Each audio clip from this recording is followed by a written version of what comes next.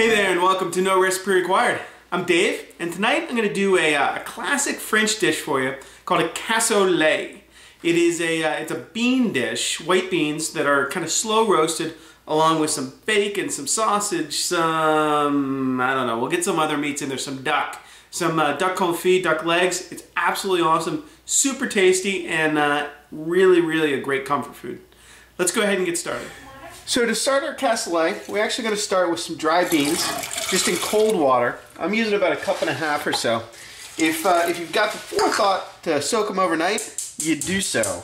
I've never been accused of having foresight or insight, so I got to do the rush job.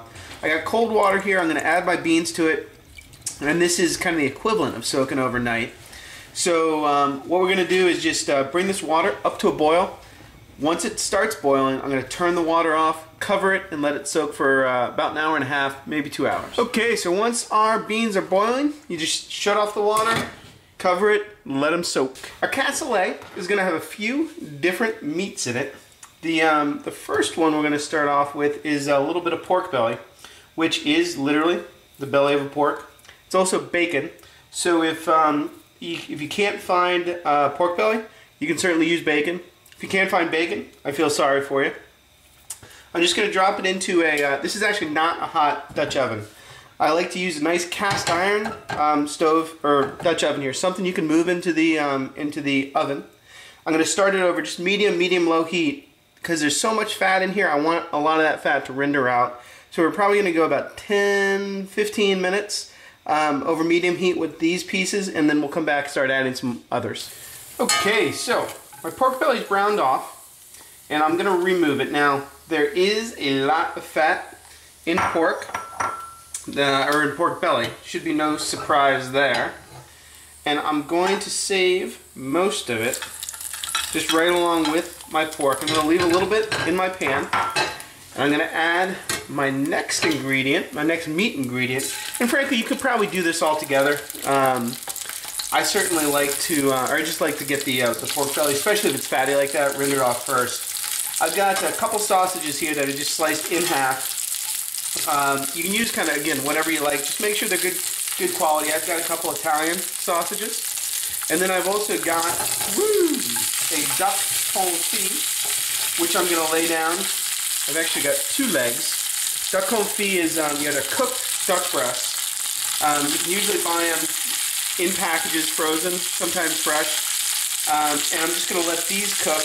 Like I said, the ducks, it is cooked. I'm really just looking to get the sausages done and let some of the fat out of the duck render out as well.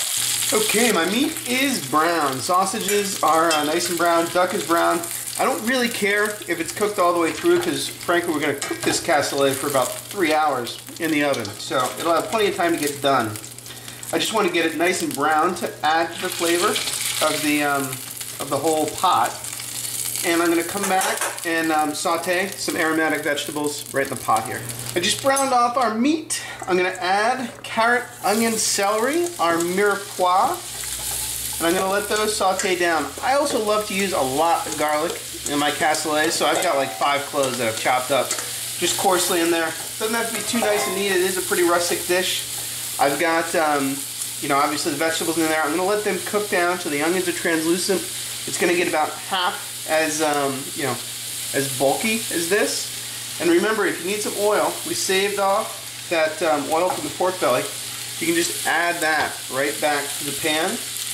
We definitely need some salt and some pepper. Stir them up, and they'll probably take about 10 minutes to saute down. Okay, my onions are sauteed down. I'm going to add, call that 3 tablespoons of tomato paste. And now's the time to switch to the wooden spoon because I love it so much. And I want to just cook out that tomato paste a little bit down in the bottom of the pan. Probably let it go for 5 minutes. It'll change color slightly, get a little bit darker, and then we're going to come back, add a little bit of white wine. Okay, I just added my wine, about 1/2 cup's worth. And I'm going to just mix it in, obviously, always scrape it up the bottom. And I'm going to let this reduce down by half. My wine now is reduced down, pretty much to nothing. I've got my beans that we cooked off earlier. If you can, soak them overnight. That would be wonderful. I'm gonna stir these in along with a can of chicken or beef stock.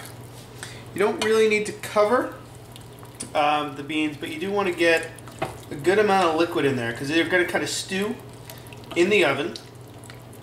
We've got some herbs I'm going to add. I've got a little bit of fresh thyme.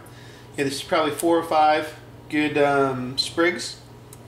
Technically, you should maybe wrap them up so that you can pull them out easier. But I say it's fine. I've got some oregano there. I'm going to add a couple bay leaves as well. And then I'm going to start nestling back in our meat. We've got the duck legs. Yeah, you know what? I'm going to stir everything up first, just because my pan's getting a little crowded, and I want to get those herbs nicely distributed.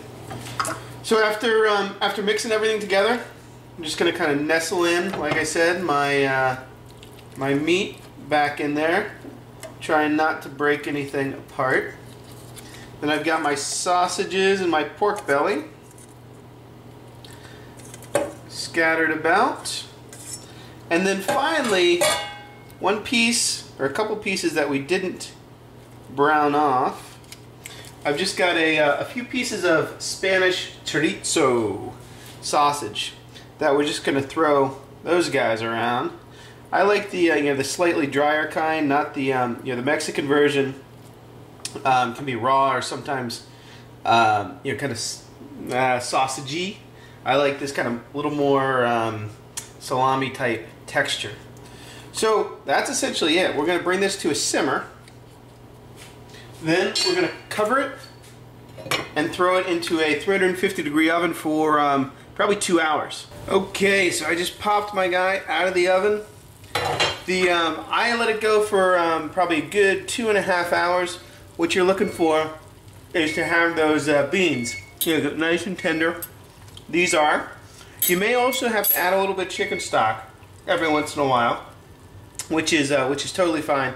Now I'm not quite finished. What I've done here is just take some breadcrumbs, ordinary breadcrumbs, and added a little bit of olive oil to those breadcrumbs, and I'm just going to lay them all across the top, and I'm going to pop this back under or back in the oven and turn the broiler on, leave it uncovered, and let these breadcrumbs just toast and get nice and crispy. Okay, it doesn't take long to get that crispy crust on top. Mine was in for maybe 10 minutes on a low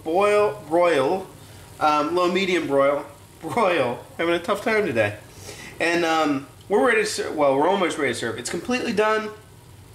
Beautiful flavors, textures in there. I just want to let it cool down a little bit. I'm going to do that, and we'll come back. We'll serve it up. Okay, so when it's time to dig into our cassoulet, you may end up having to use a mixture of tongs and spoons and everything else in there. You want to make sure you get, obviously, a good base of those white beans. I like to serve up a little bit of kind of each type of sausage. I know I got some chorizo there. I got some belly. Here's one of those larger sausages. And you make sure you get some of that yummy juice down at the bottom. And that crust is going to be absolutely delicious. And you're going to love it. I will see you next time on No Recipe Required.